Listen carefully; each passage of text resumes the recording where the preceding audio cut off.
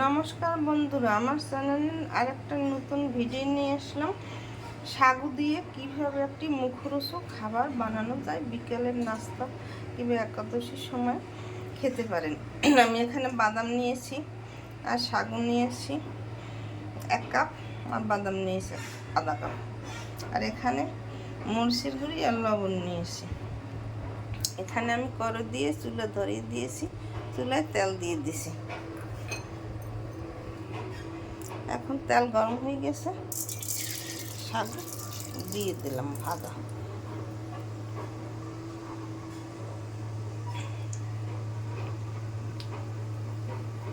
এই দেখুন শাকগুলো ফুলে ফুলে উঠতেছে।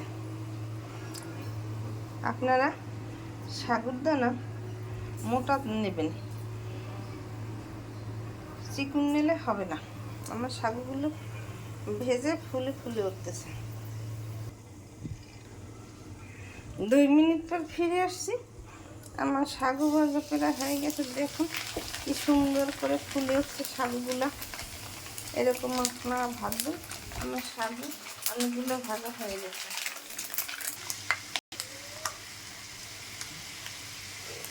এখন আমি বাদাম দিয়ে দিলাম, বাদাম ভেজে নিতে হবে। বাদাম ভাজা হয়ে গেছে, এখন তুলে নেব।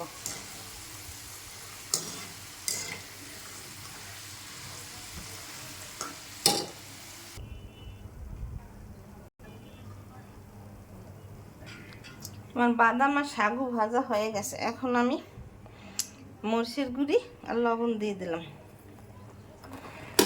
একাদশীতে যখন বানিয়ে খাবেন তখন মরিচের গুঁড়ি না দিলে হবে, খালি বিট লবণ দিয়ে মেখে এইভাবে মেখে খেয়ে দেখবেন, খেতে অনেক সুস্বাদু লাগবে। আপনারা ঘরে তৈরি করে বিকেলের নাস্তায় এইভাবে বানিয়ে খেতে পারেন, দেখবেন খেতে খুব দুর্দান্ত টেস্ট হবে।